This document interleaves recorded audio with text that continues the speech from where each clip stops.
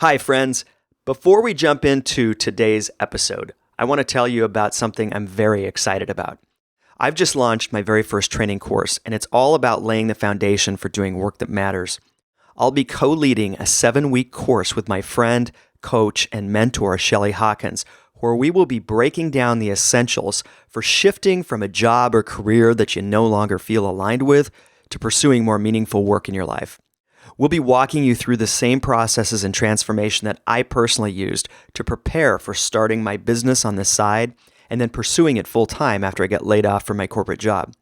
So you can find all the details at thestartupsessions.com/raise-the-bar.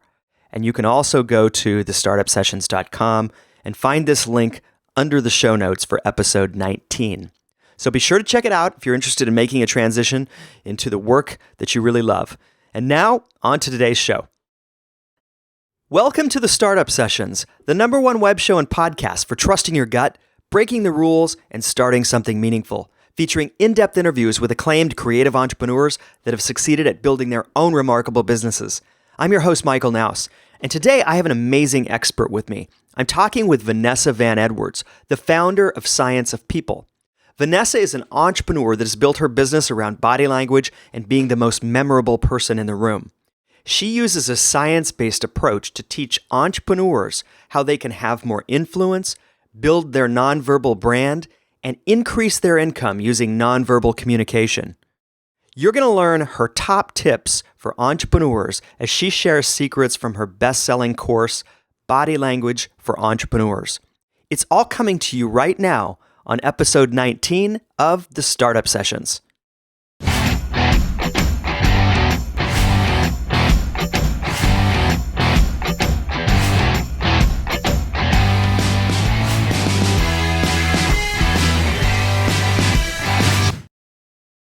Hello, everyone, and welcome to this week's episode of the Startup Sessions. I'm Michael Knouse, and today I have a special guest with us today. I think this is going to be one of the most powerful and interesting interviews that I've done to date. I've got Vanessa Van Edwards with me here today on the show. She is founder of Science of People at scienceofpeople.com, and she's also a published author and behavioral investigator. Vanessa specializes in body language, and especially for entrepreneurs, so I'm super excited about that. Her work's been featured in Forbes, Business Week, and CNN. She's a Huffington Post columnist, and she's winner of Portland Startup Weekend from 2012. She's also a sought-after consultant and speaker, so I'm super excited to have her here for a few minutes with me today. Welcome to the show, Vanessa. Thanks so much for having me. I'm excited to get started. Cool. All right. Well, I want to start off by saying that I've just gone through most of one of Vanessa's online training courses, and I can honestly say that it's a game changer. I've been learning so much about nonverbal communication and its effective use. And it's not just like basic stuff like, don't pick your nose in a meeting or whatever. It's some subtle things that I didn't even realize and that I can see now make such an impact. So I wanted to start off by just saying that course is amazing. You've done such an amazing job. And I knew a little bit about your work, but it was exciting to dig into it prior to this interview. So that course is called Body Language for Entrepreneurs. And I'm going to link it up in the show notes. But I just wanted to start off because I'm loving it. I'm not all the way through it yet, but it's awesome. It's incredible.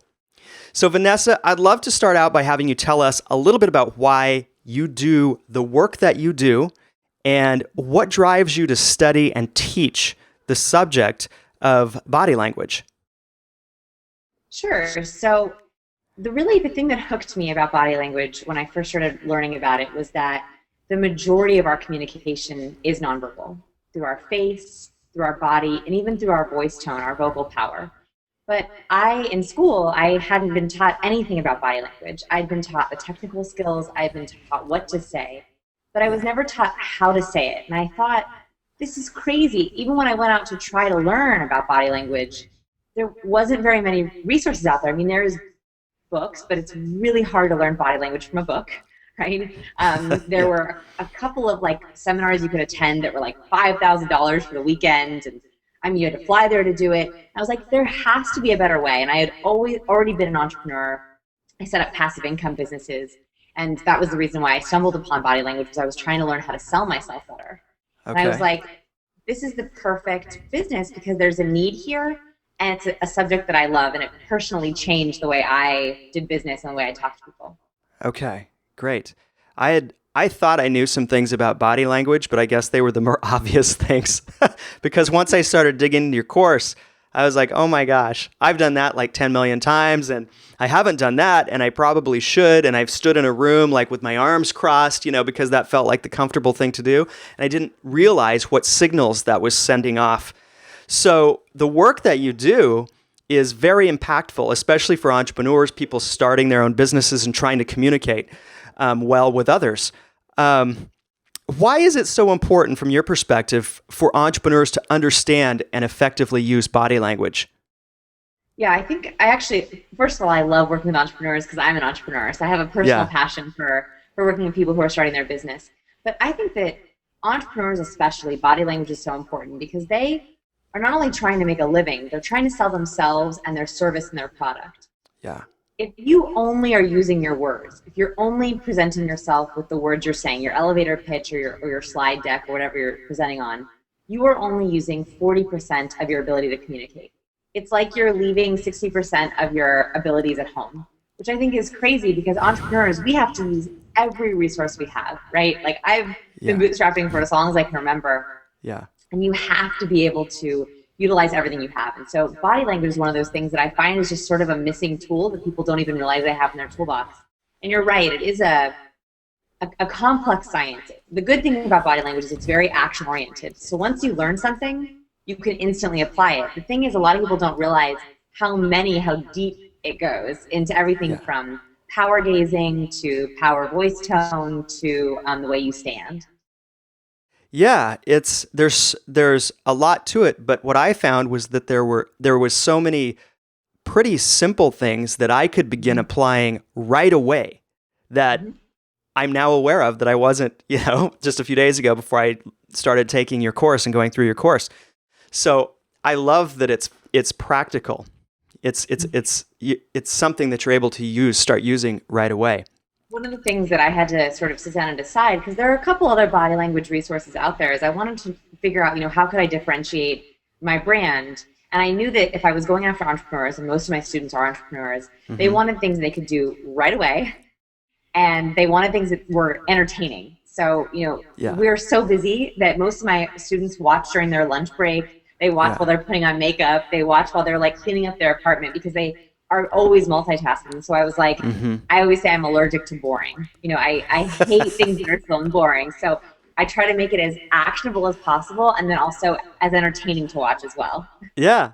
And I love the examples that you used on your course too.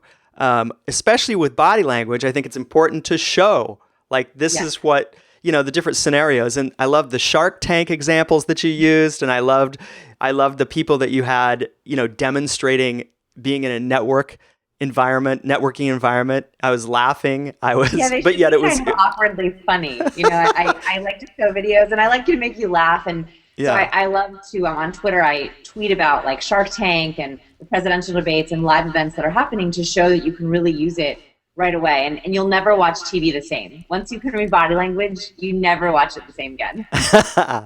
Oh, it's true. It's true. The next time I watch Shark Tank, I'll be viewing it from a whole other perspective. Exactly. All right. How about giving us a taste of body language? Can you give us the high level? You've kind of given us the high level background of it, but maybe if you were to give us your top 3 tips for beginners, things that someone could implement immediately and get some benefit out of body language. Sure. So one really easy one that you can implement right away is the power of hands. So most people, when I ask them, where do you think is the first place you look when you meet someone? Most people think it's the eyes. Oh, I look at someone's eyes first. Yeah. Actually, that's not true. The first place that we look is people's hands. And the reason for this is evolutionary. So if you think back to our caveman days, when another caveman was approaching you, you wanted to know if he was a friend or foe. And so you always looked at his hands to see if he was carrying a weapon. Oh, And we interesting. still do this instinctively. It's a behavioral self-defense mechanism. We want to make sure that someone's not carrying something that could hurt us. So we still do this today. We look at someone's hands first. So as an entrepreneur, you want to build trust and connection right away, right? Yeah. You want to be able to connect with someone and find out what they need, how you can help them, whatever it is you're selling. So hands are your biggest trust indicators. Okay. Studies have looked at mock trials with jurors and different court cases, and what they did was they found that when they scripted these trials and they had a defendant put his hands underneath the table, Yeah. no matter what, the juries rated that defendant as more sneaky and mistrustful just by having his hands under the table. Same script, same everything, but just not having your hands out makes people not trust you. It's like their brain can't relax because they can't see your hands. Huh. So a really easy way to implement this is, first of all, you'll notice in this video, I scooted my chair back enough so that I would be able to have my hands in the shot while I'm talking. Okay. So if you're on video chat or you're doing videos for a website, some people, they do it just their head. I highly recommend sitting back, having your hands in it. Okay. At networking events and at sales pitches, always keep your hands out of your pockets. Don't cross your arms so they're hidden underneath your arms. Keeping your hands visible, it will greatly increase people's trust and connection to you. I love it, especially on the video stuff, because I'm doing video interviews, and a lot of times, like, I'm trying to keep things looking calm, and I've got this microphone here. So I guess I need to just be more aware of using my hands, but not knocking my microphone over. Right. So I always say that body language is like a spectrum, right? So I don't want you to be like jazz hands, that's distracting. And studies show that, and I take a very science-based approach to body language. So everything that I talk about is not my opinion or what I've seen. It's all based in either academic institution or peer-reviewed journal science, research studies that have come out of those. So whenever I reference something, it usually has to do with some study. So the study about hands it is like a spectrum. The more kind of crazy you are with your hands, people see you as disorganized or out of control. If you have your hands hidden, people see you as sneaky and mistrustful. So there's this nice sweet spot where you use a little bit of hand motion, but you don't have them very distracting. They're not flailing around. Right. Okay. You know what? I used to have a boss, and I saw him as a pretty laid back and intelligent guy, but in meetings he would always sit there like this, and I was like, is he trying to shoot himself in the head or what? But in the meetings he would always just sit there, and sometimes he'd put his fingers on his chin like that, but he would always kind of just sit there with like really calm. His hands were always out, but they were crossed, and the fingers were pointing up like that. What's your feedback on that? I'm just curious. Yeah, so first of all, it's great to have them out. So if this is a pretty good resting position because they're visible and they're out, and it makes you not jazz hands, right? Yeah.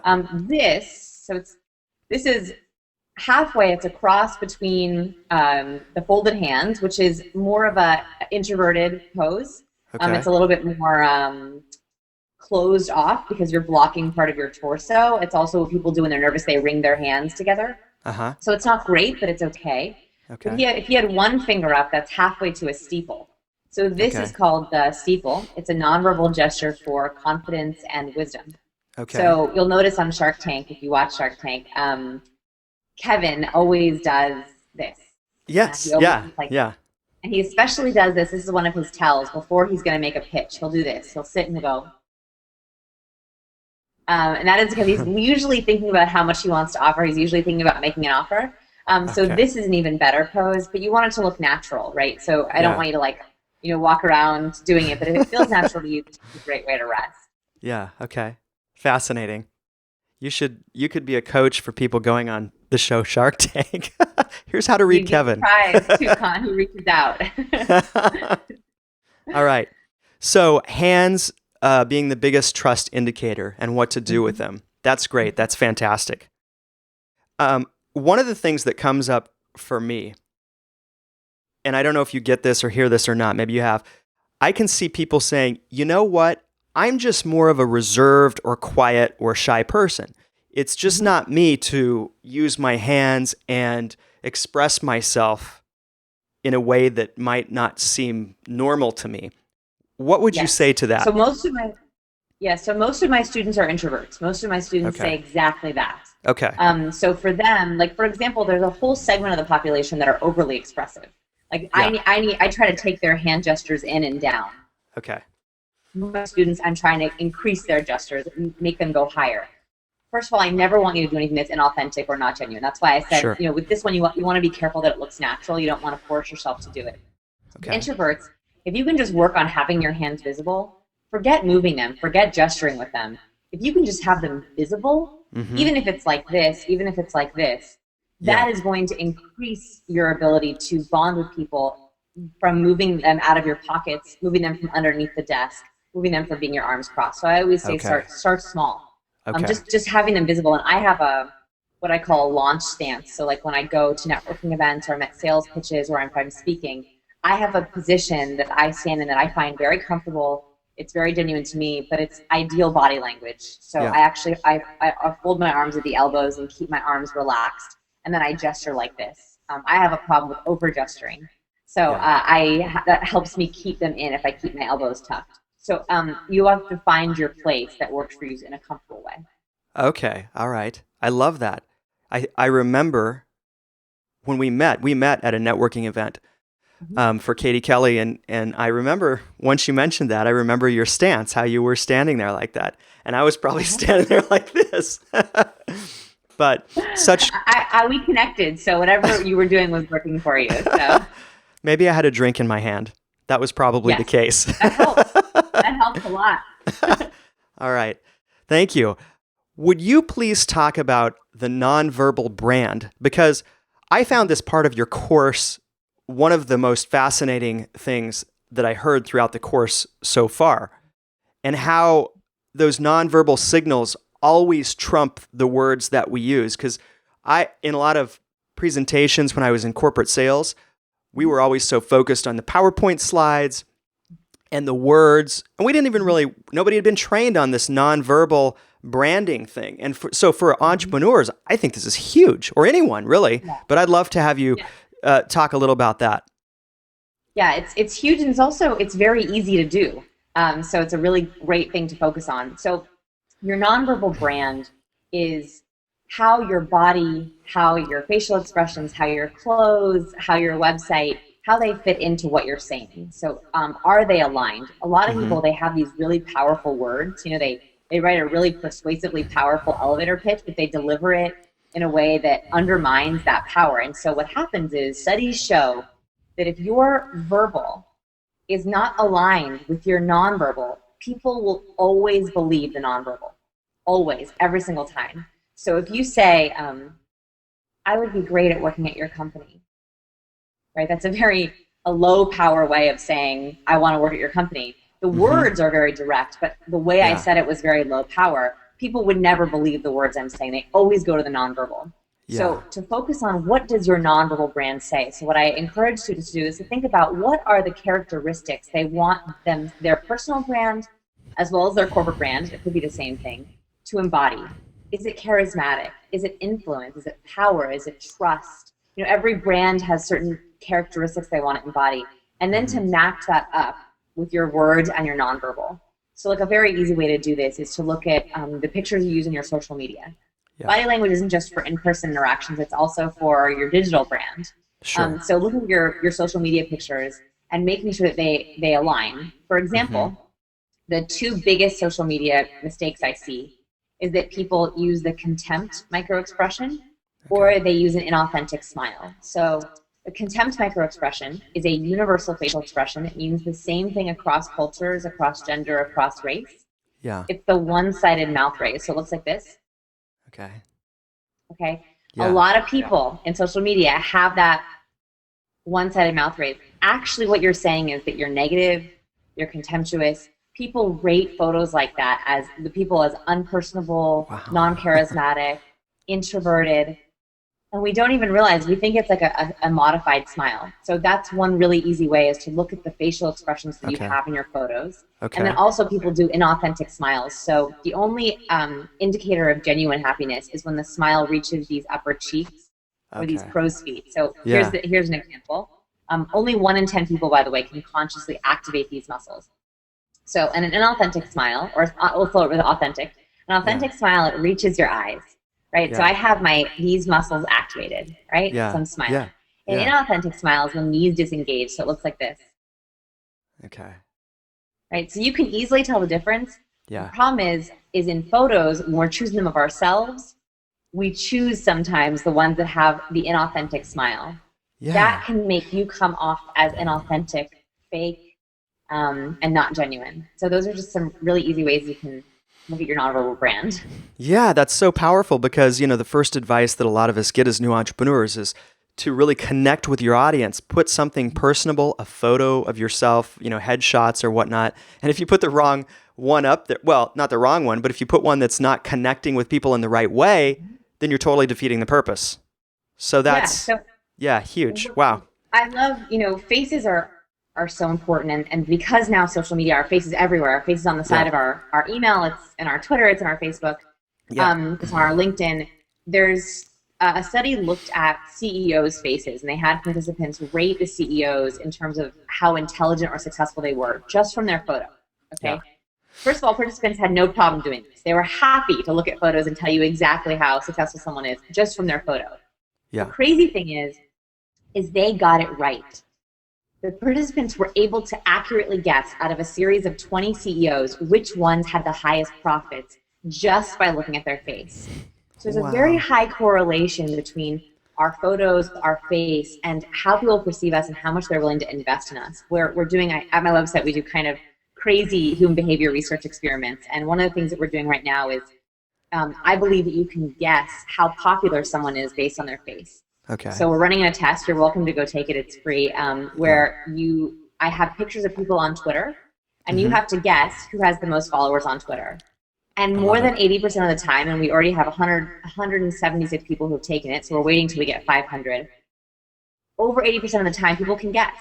They can look by just looking at a picture to see who has 10,000 followers and who has 100 followers. They can tell. That's something. That's something else. I'll have to check it out. Yeah, Wow. it's fun. It's fun to think, and also you have to think, what does your photo say about you? Yeah, it's got me thinking right now. I need to go look at my website right after we get off this call. I need to go to my Facebook site. Oh, it's fascinating stuff. It really is. All right. Well, as entrepreneurs, it's often, so important for us to make a good impression and for me too, an aligned first impression like we've just been talking about. So you want your brand and who you are and everything to come across as aligned. Because I know when I sense that someone's not like their website says one thing, but then I meet them in person and there's just something's off is kind of the way it feels to me, that's not a good feeling. So maybe give us some, I don't know, I guess you have given us some examples on how to become more aligned with your brand and just be aware of that. And all that stuff's in your course too. So I don't want you to give everything away. One other really easy tip I can give, especially for people who are pitching themselves and going out there, is it's called ventral fronting is the scientific term for it. But it's basically when you have your torso aimed at whoever you're speaking with.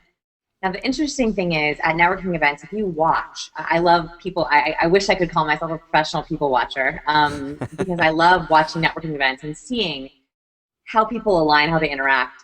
You'll notice that a lot of the times what people do is they actually won't be talking like this. They usually will talk like this. So their bodies are slightly aimed out. So it would be as if I was talking to you like this, right? It would be like that. Okay. A lot of people do that at networking events. And the problem with that is, ventral fronting is a way that we show non-verbally that we respect someone and that we're engaged with them. Okay. So if you're sitting with a VIP or you're at a networking event and you're aiming out, you're literally telling them that you're only half in it. Like you're only half in the conversation. And that for people rubs them as the wrong way. Their brains can't relax enough around you. And the reason we do this, by the way, is our toes and our torso automatically typically point where we want to go. So if we're with someone that we really like, we automatically point towards them. But if we want to leave, our toes will actually point towards the exit. If we want to get a drink, our body will actually start to aim a little bit more towards the bar. It's a subconscious thing that our body does. So when you're networking events, to think about literally physical alignment.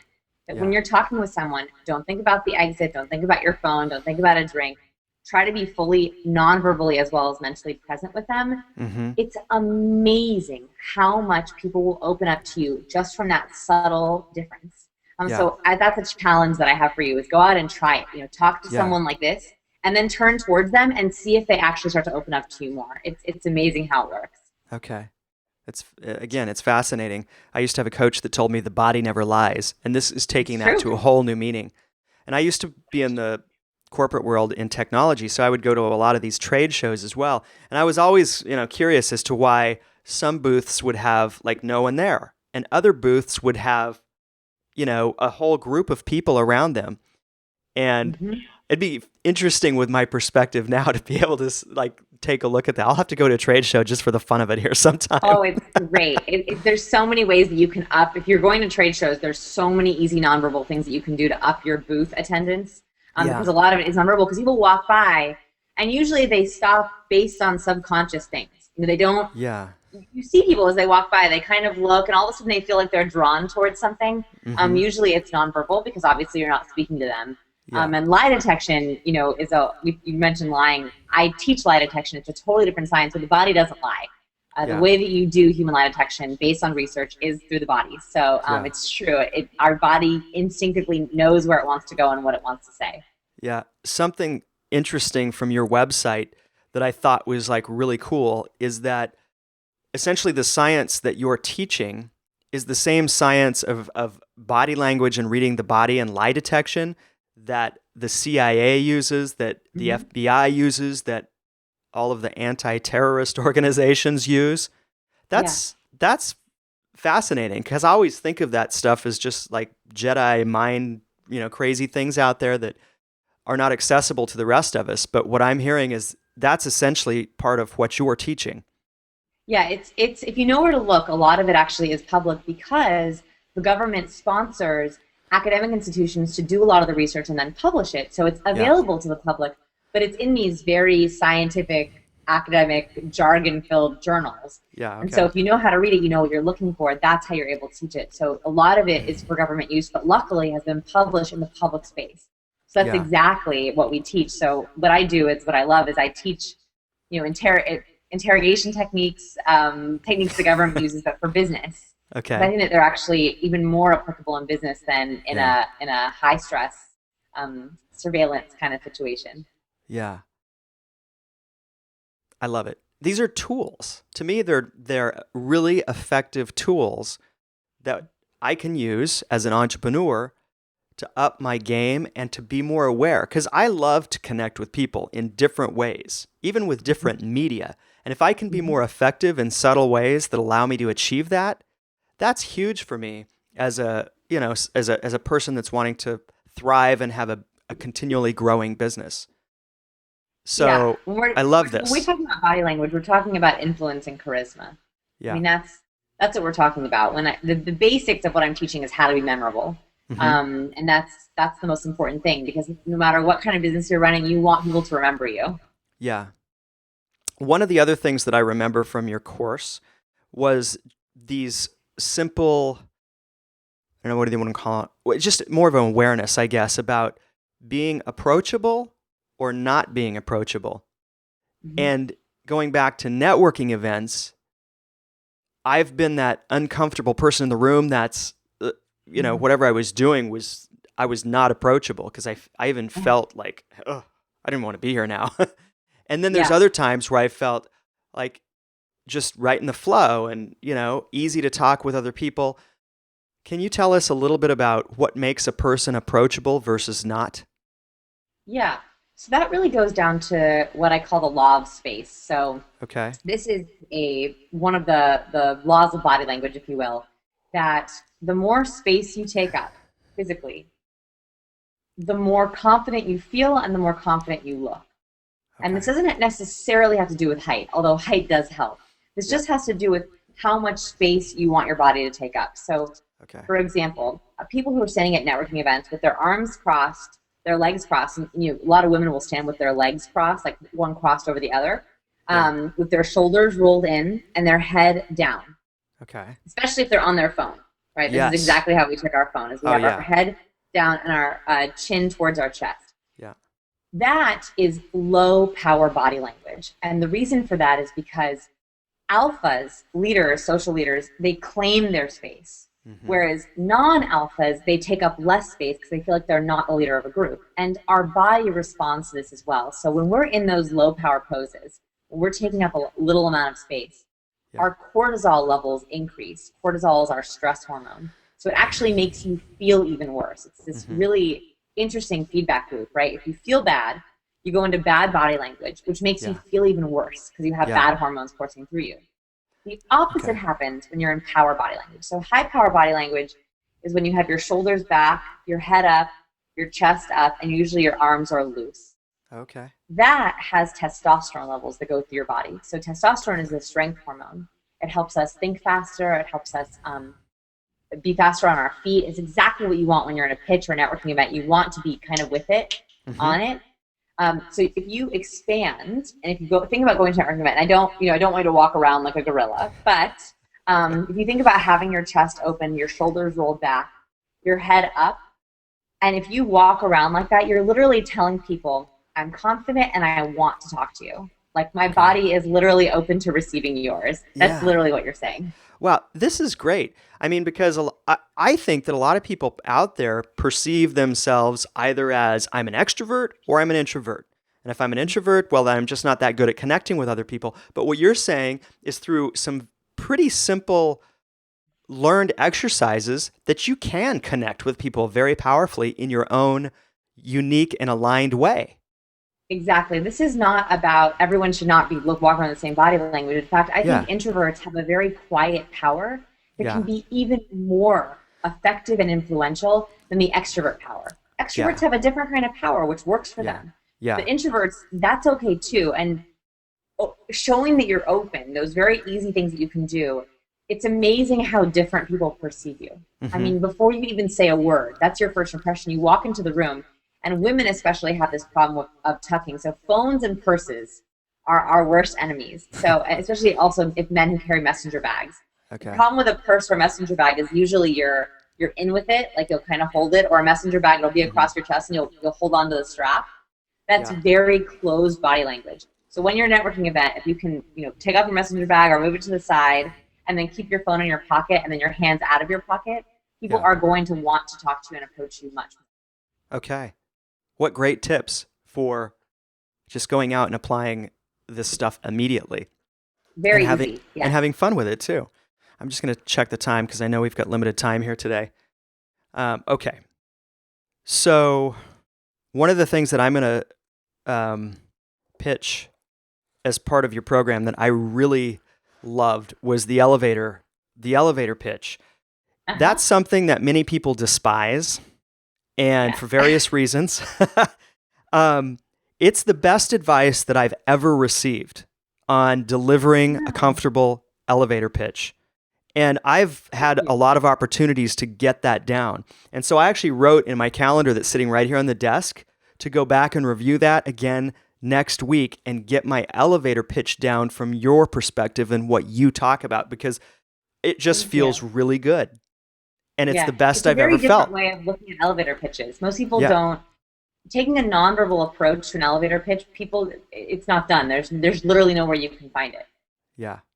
So for listeners and viewers, if you want to learn how to do an elevator pitch that's elegant and feels natural, again, I would suggest checking out Vanessa's resources and looking into her course for entrepreneurs, her body language for entrepreneurs. Thank you. Such good stuff. We're winding down towards the time that we have here left. One thing that I love to do on the show is give a chance for my listeners to know something a little bit unique about my guests. So what is your current favorite hobby, or what's the most adventurous thing that you've done in the last 6 months? My favorite hobby right now is I love to cook. And so I'm trying to make all of my own food. So I just, for the first time, made my own cheese. I bought a cheese making kit. Yep. So we made mozzarella cheese, and then I just got an aged cheddar kit. So I'm going to try to make my own. So we also made my own bread and my own pesto. So it was the most amazing spread because everything had come very locally. And then we made all of our own ingredients, so it tasted amazing. So that's kind of probably my weird my weird hobby right now that I'm into. That's fantastic. I love it. Thanks for sharing, Vanessa. All right. Before we wrap up, I want to give you a chance to tell people what's new and exciting for you and your company, what's next for you, what are things that you would want people to know about what's going on for you? Yeah, well, first of all, I just want to also thank you so much for having me. I think that what you're doing for entrepreneurs is incredible, to put your time and energy into it. So I'm just honored to be here, and I want to thank you for that, for putting all the work into it. You're welcome. I love offering free practice to all of my readers. So right now, I have a ton of free events coming up, actually. So on the website, sciencepeople.com, we have an announcement for a live training. I'm doing a 3-day live workshop with Creative Live, and it's all online. So you can tune in and watch it for free. No one's ever done this with body language before, so I'm really excited. What we're going to do is we're going to be live in the studio. We're going to have a live audience. We're going to have a Facebook producer and a Twitter producer, and they're going to be taking comments from people on social media. We're going to be critiquing people live. I'm going to do lie detection. So I'm going to have people lie, and we're going to critique exactly how to know why they were lying to us and then how to prevent it. Mm-hmm. So it's going to be really fun, and that's all free. So that's with Creative Live, and if you go to my website, sciencepeople.com, I have all the information, so you just have to RSVP for it. Okay, great. And when is that going to be? It is March 19th and 20th and 21st. Got it. Okay. Wow, that sounds really fantastic. I'm excited. Great. I've never heard of anything quite like it. All right, I'm going to include all this information in the show notes and links to everything. And also, one thing I stumbled across on your website was the resource on getting actually just conversation starters, tips around openers, and how to keep the conversation going at networking events. I love that stuff. And I'm going to link that up if it's cool with you. It's a free resource on your site. Yeah, please do. We're big. We talk a lot about body language, but I'm using a lot more research and psychology on just interaction in general. So yeah, we have some what I call how to be socially successful. If you send it to our newsletter, we'll send you a free ebook on how to be socially successful, and that includes a lot of those conversation hacks and how to be influential in person. Yeah, great. Have you thought about taking your work? Maybe you've done this a little bit, but like the dating world, all these online dating, I don't know if they include body language, but I could see that being something that would be huge because, we're, trying to make an authentic connection with people. That was the thought that came into my head that would be huge. Michael, that is my most requested next course. So I have so you're on it. So I have like a suggestion tool where people can suggest what they want to learn next. Yeah. And everyone wants dating and romance. And I'm a little nervous about it because I really want it to be genuine and authentic. So I've been trying to figure out what's the way that I can do it in a really non-gimmicky way. But I'm working on it for you.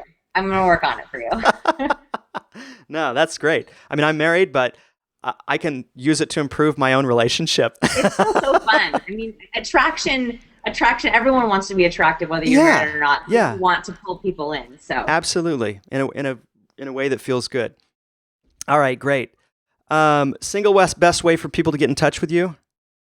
Scienceofpeople.com. Scienceofpeople.com. Okay, that's going to be linked up on the show notes for this episode. Vanessa, thank you so much. I've enjoyed having you on the show. It's a pleasure to connect with you again, and I just love what you're doing. I love the work you're doing in the world, and I feel fortunate to have come across you and taken most of your course now. I can't wait to finish that. So thank you again very much. It's been a great time. Thank you so much for having me. Your stuff is awesome. I love it. Okay, great. All right. We'll see everyone on the next episode of the Startup Sessions. Thank you very much, and take care. Hey, if you enjoyed this interview, be sure to go to thestartupsessions.com and sign up to have the latest interviews delivered to your inbox weekly. All of these interviews are also offered on video at thestartupsessions.com or get the audio version via the Startup Sessions podcast. Just hop on over to iTunes and subscribe to the podcast there. Thank you so much for listening and watching.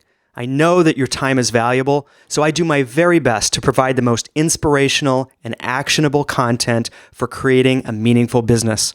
I'll see you on the next episode of the Startup Sessions.